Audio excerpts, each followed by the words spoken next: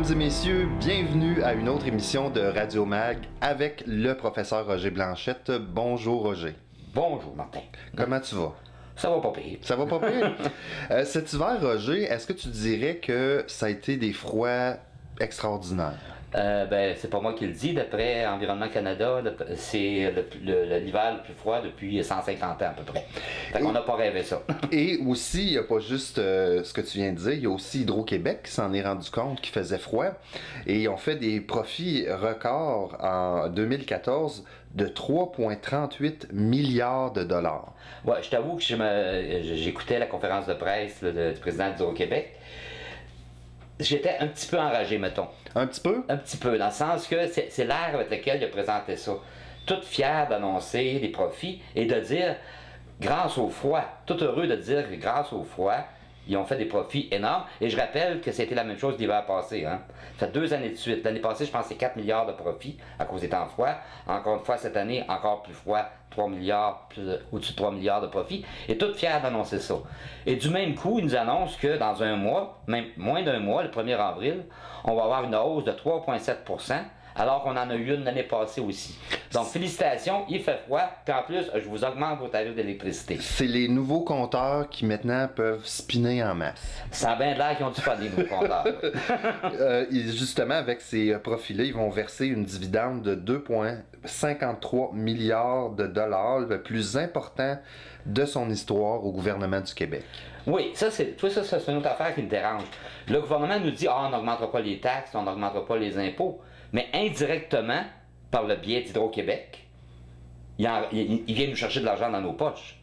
Okay? Donc, c'est à tous les niveaux, on se fait avoir à tous les niveaux finalement. Est-ce que c'est vrai que ce qu'on entend souvent qu'ici, au Québec, on est dans les gens qui paient le moins cher leur électricité? C'est relatif parce qu'il y a vraiment une variation. Par exemple, dans les dernières années, le prix du gaz naturel a énormément diminué. Donc, la comparaison qui traditionnellement, effectivement, était avantageuse pour l'hydroélectricité au Québec par rapport aux autres modes de chauffage, cet écart-là favorable a tendance à diminuer. Là, j'ai pas les chiffres, je pourrais pas te dire les chiffres précis, mais je sais qu'il y a vraiment... Disons que, oui, c'est sûr que comparé à d'autres régions, on paye moins cher, mais c'est pas une raison. Oui. C'est pas une raison pour nous augmenter. Et l'augmentation prévue de 3,7 % au mois d'avril, est-ce que c'est définitif, si on va l'avoir? Elle est approuvée. Ah, c'est approuvé. Oui. Okay. C'est sûr que le gouvernement aurait la possibilité. C'est une entreprise d'État, donc le gouvernement pourrait faire des pressions sur Hydro-Québec pour que, soit qu'il diminue la hausse ou qu'il annule la hausse compte tenu justement des profits. Mais il ne faut pas compter là-dessus. Tu y crois-tu vraiment? Non, je ne crois absolument pas, parce que pour le gouvernement, c'est une façon de nous taxer indirectement. Puis avec l'obsession du déficit là, de M. Coiteux, là, qui souffre d'intégrisme économique, ben c'est évident que non, faut pas compter là-dessus. Je veux te parler plus régionalement de l'organisme Entraide familiale de l'Outaouais, qui est très important. Ces gens-là aident beaucoup les gens avec des meubles, des vêtements. Et puis là, ils ont cessé leur opération. Oui, carrément. Et ils font une activité, ils veulent relancer ça avec l'homme d'affaires Pierre Sanson. Monsieur Sanson, oui. Alors, je voulais savoir un petit peu tes vues sur l'importance d'un organisme comme Entraide familiale. C'est un organisme qui joue un rôle absolument essentiel. Comme beaucoup d'autres organismes en passant, on oublie souvent que les organismes communautaires jouent un rôle très important, autant au point de vue économique qu'au point de vue social. Parce que ça aussi, nos gouvernements ont tendance à l'oublier, ou en tout cas, ils font semblant de ne pas le voir. Mais ce qu'on appelle tout le secteur de l'économie sociale, c'est-à-dire les groupes communautaires, les coopératives, ça crée des milliers d'emplois, premièrement. Okay? Et surtout, ça répond à des besoins essentiels. Et Entraide familiale Outaouais, c'en est un très bel exemple. Autrement dit, ces organismes-là, dont Entraide familiale Outaouais, viennent jouer le rôle que le gouvernement ne joue pas, en venant en aide à ceux qui sont dans le besoin. Puis en passant Entraide d'Outaouais aussi, faut comprendre que ça dépasse Gatineau. Là, ça dessert vraiment l'Outaouais au sens large.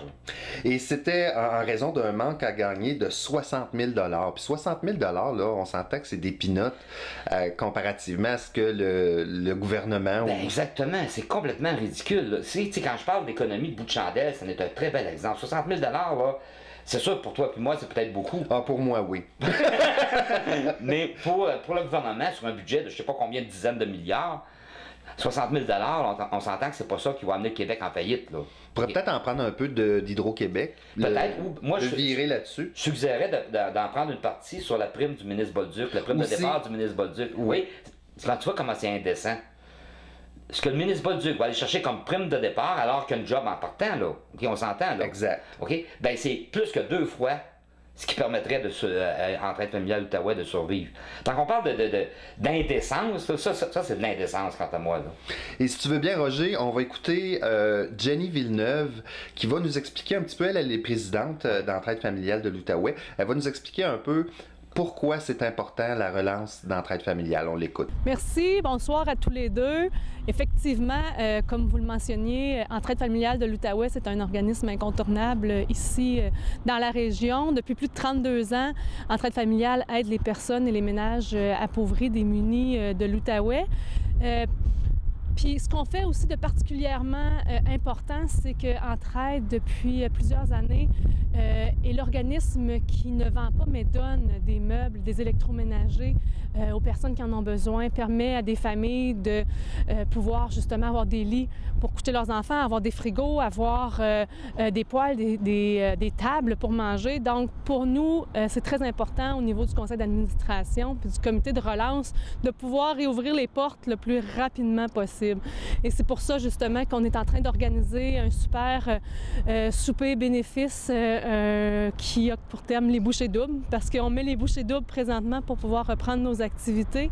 Une activité qui aura lieu le 16 mars prochain au restaurant Steak Frites Giorgio. On vous invite à participer avec nous. Vous allez avoir l'information. Là, vous pouvez aussi la trouver sur notre site web, entraidefamiliale.com. Pourquoi? Pour permettre, justement, de pouvoir continuer notre mission d'aide aux personnes et aux familles, pour continuer de pouvoir accompagner ces familles-là dans leur sortie de la pauvreté, pour pouvoir continuer justement à briser l'isolement des personnes qui franchissent nos portes.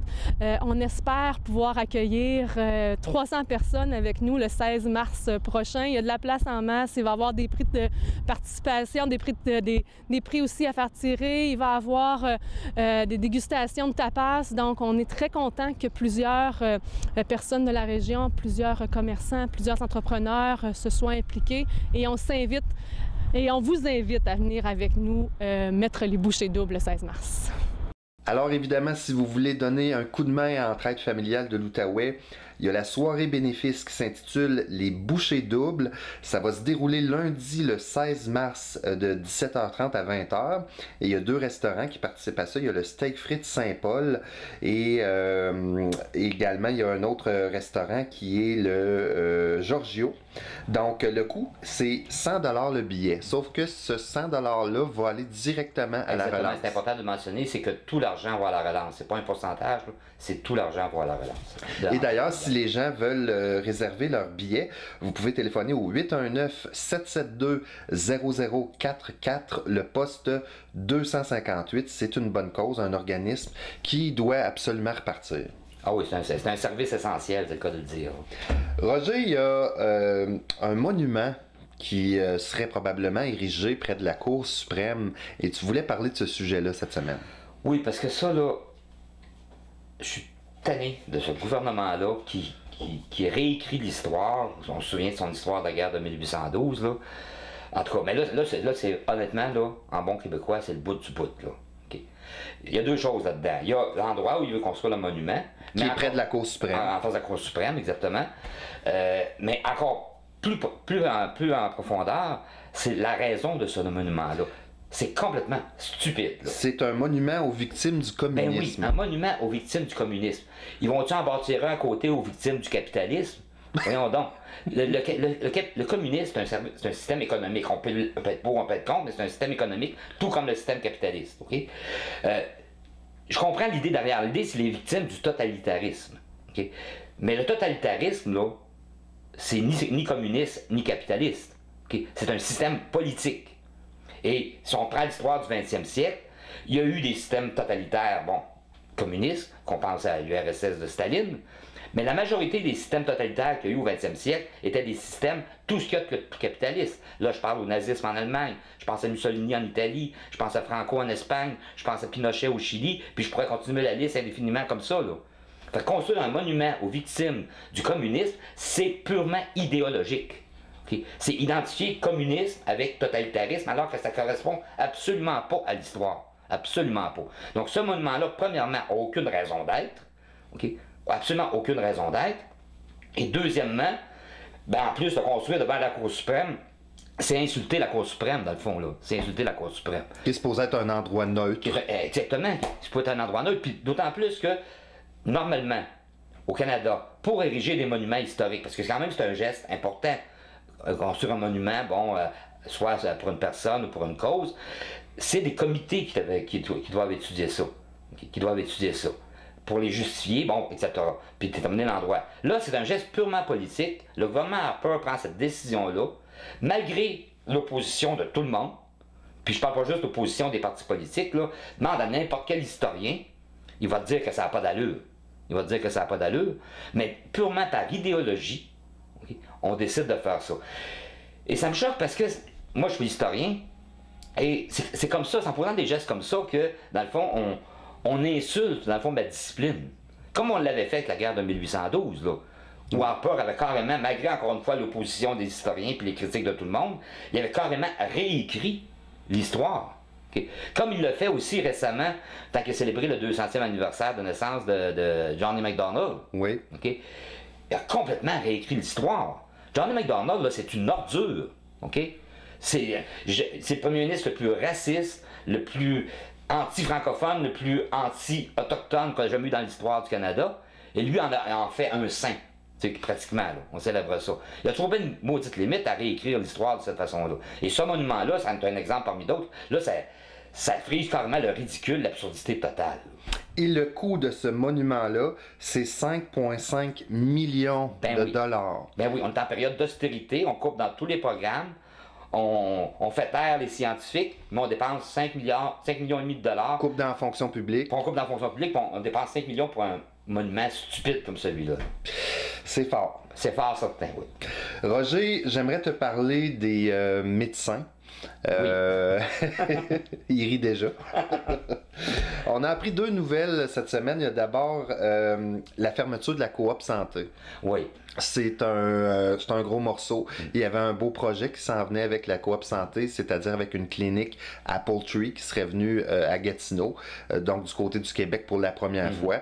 Et là, c'est annoncé, la coop santé ferme. Oui, puis si j'ai bien lu, c'est une histoire, c'est à peu près 150 000 exact. Qui manque. Là, écoute, c'est sûr que je ne sais pas comment la clinique était gérée, si c'était un problème de gestion, on ne le sait pas. Mais reste que ça répond à un besoin. Parce qu'on le sait en Outaouais, un des problèmes majeurs, c'est pas juste en Outaouais, mais c'est pire en Outaouais qu'ailleurs, là, c'est l'accès à la médecine de première ligne. La médecine de première ligne, ben, c'est avoir accès à un médecin, plutôt d'aller encombrer les urgences, là. Okay. Ben, c'est d'avoir accès à un médecin.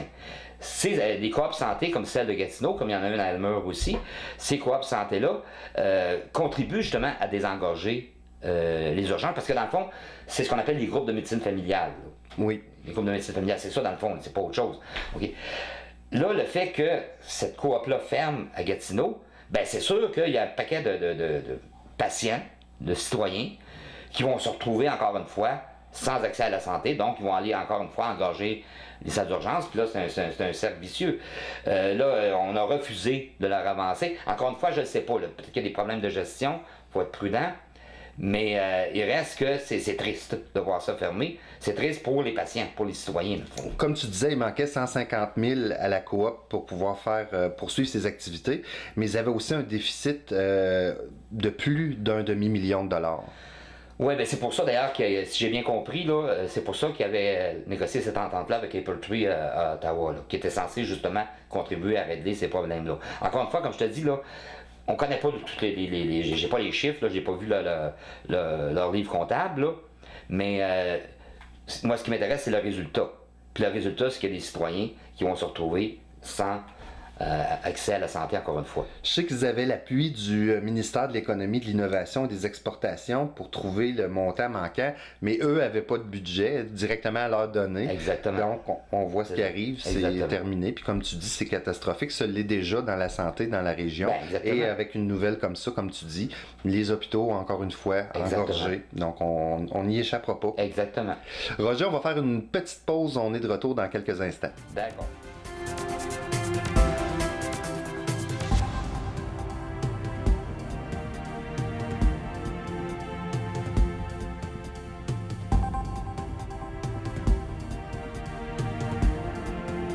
Alors, de retour à l'émission, toujours en compagnie du professeur Roger Blanchette, ici Martin Perrault. Tantôt, on parlait de la coop santé, mais on a eu la visite du docteur Louis Godin, qui est le président de la Fédération des médecins omnipraticiens du Québec, pour discuter du projet de loi 20, dont il dit que ça ne fait aucun sens.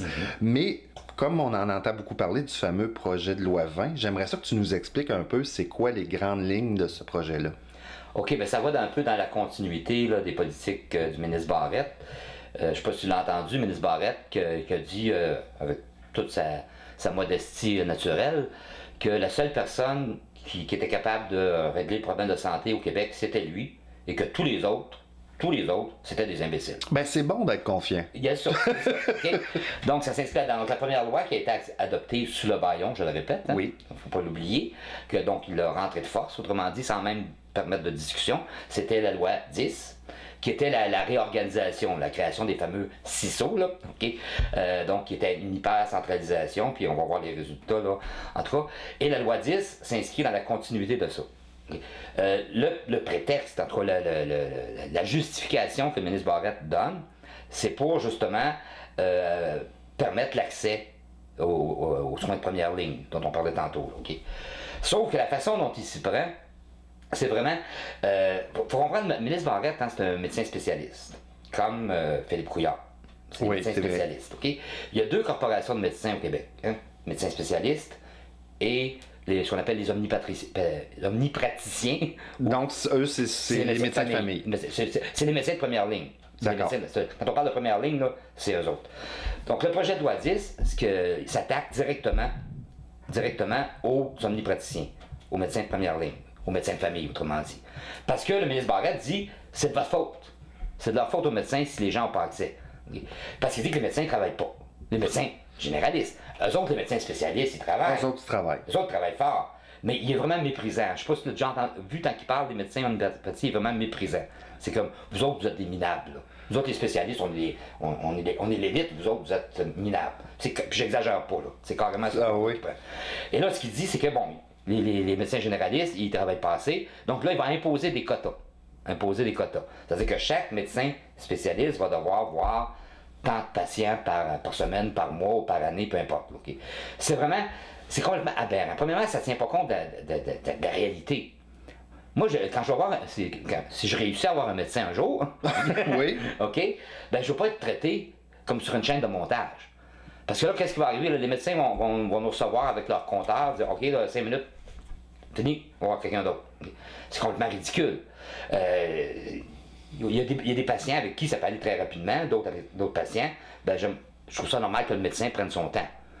T'sais, si toi, tu es médecin puis que tu vas annoncer à quelqu'un qui a le cancer et qui va mourir dans 3 mois, tu fais pas ça en 3 minutes. Tu fais pas ça en 3 minutes, mettons. Hein? On s'entend, là? Tout à fait.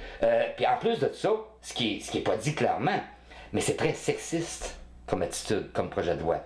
Parce qu'aujourd'hui, la majorité des médecins sont des femmes. La majorité des médecins généralistes sont des femmes. Et bien entendu, il y a tout ce qu'on appelle la conciliation travail-famille. Tu sais, si tu es médecin, là, OK, ben tu peux être aussi mère de famille ou père de famille, puis tu aimes ça passer du temps un peu avec tes enfants aussi.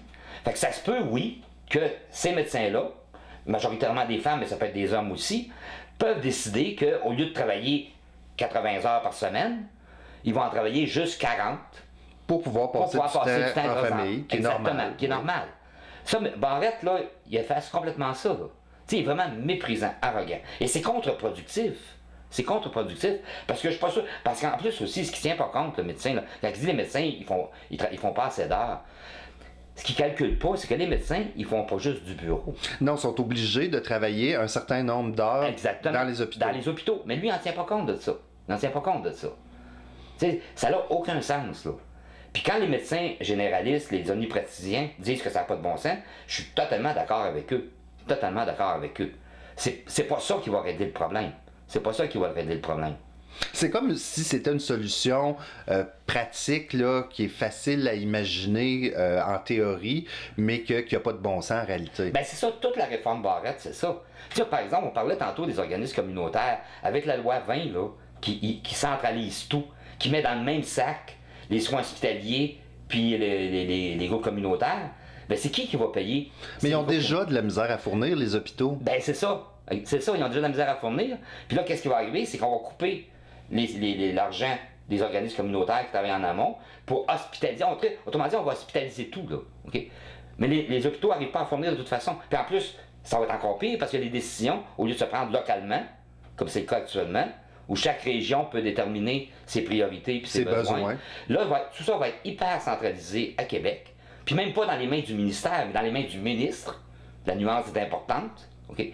Puis quand on regarde l'attitude du ministre Barrette, comme dit, c'est un bully. Quand on parle d'intimidation, c'est ça l'attitude de Barrette. C'est de l'intimidation. Il méprise tout le monde. Il méprise les infirmières. Il méprise les médecins généralistes. Il méprise les administrateurs. Il méprise tout le monde. La loi 10, là, qui est en discussion actuellement, là, qui n'est pas encore votée, pas la loi 20 plutôt, parce que la loi 10, elle a été votée, mais la loi 20, là, sur la rémunération des médecins, ben, c'est complètement aberrant, c'est méprisant. Et qu'est-ce qui arrive aux médecins s'il n'atteint pas son quota? Ils vont être pénalisés. Financièrement. Financièrement, exactement. Donc, on ne peut pas blâmer des gens qui veulent s'en aller en médecine de traverser en Ontario. Ce qui va arriver, c'est que soit qu'ils vont traverser en Ontario, parce que ça va arriver dans une région comme l'Outaouais. Il faut prévoir effectivement qu'il y a probablement beaucoup de médecins qui vont décider d'aller travailler en Ontario. En passant, pas juste pour l'argent. Okay? Il y a la question d'argent, oui, mais il n'y a pas juste la question d'argent. Il y a la question de l'organisation du travail, du climat de travail. T'sais, moi, si j'étais médecin, là, me faire traiter de minable comme ça par un ministre, okay? Ça donne pas le goût. Ça donne pas le goût, mettons. Ça donne pas le goût.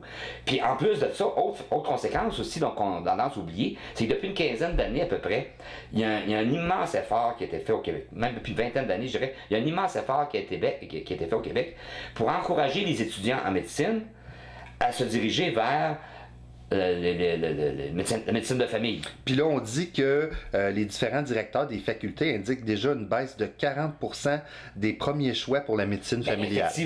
Effectivement. Si tu es étudiant en médecine, tu as le choix entre. Tu peux choisir la médecine générale ou tu peux choisir une spécialité. Mais dans un contexte comme ça, avec une loi comme celle-là, qu'est-ce que tu penses que la majorité des étudiants vont faire?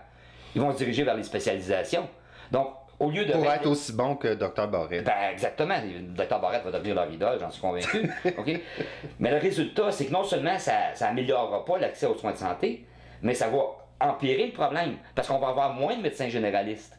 Okay? Comprends-tu? Les médecins généralistes qui vont être là vont peut-être travailler plus, mais on va avoir moins de médecins généralistes parce qu'on décourage les étudiants à s'en aller vers la médecine générale. Donc c'est complètement contre-productif, c'est complètement ridicule cette loi-là. Et de toute façon, le ministre Barrette, là, ça n'a pas de bon sens ce qu'il fait. Puis c'est pas fini, là, parce qu'il a dit dans une déclaration, il disait que à la fin du mandat, là, on va voir que tout le système de santé va avoir été changé par lui. Parce qu'il ramène à lui. Hein. Il est le seul à connaître la vérité. Puis je caricature pas quand je dis ça. Là. Écoute les discours, c'est ça qu'il dit. Il est le seul à connaître la vérité.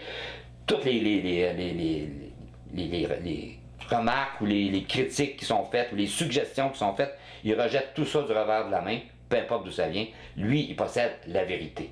Mais Dieu, c'est le docteur Barrette. Quand il va avoir mis tout ça en place et que oui, il va regarder le fruit de son travail, j'ai l'impression que ça va plutôt être une catastrophe.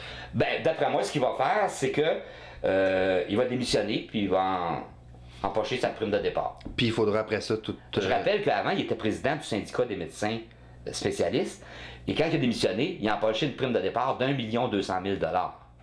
Wow! Donc, il a démissionné de son poste de chef du syndicat, 1 200 000 $, et là, il a été nommé ministre. Okay? Puis là, ben, s'il démissionne comme ministre, il va avoir sa prime de départ comme ministre. Finalement, il y a le tour. Mais nous, les simples mortels, on n'en a pas des grosses primes de départ. Non. J'en ai pas entendu parler. Je veux te parler de notre premier ministre Oui, qui est notre cher premier ministre. en France. Ah oui, en France. Oui. Donc, il est en France, mais ça coûte de l'argent aux Je sais pas s'il y a Français. quelqu'un qui a dit qu'en France, on parlait français. Oui, je pense que moi. Il y a quelqu'un qui l'a dit? Non, ben, Parce que son dernier voyage, mais il doit avoir des conseillers. Probablement. Justement, il est en voyage en France aux frais de la France avec oui, ça, plusieurs ministres. Honnêtement, là, j'avais honte.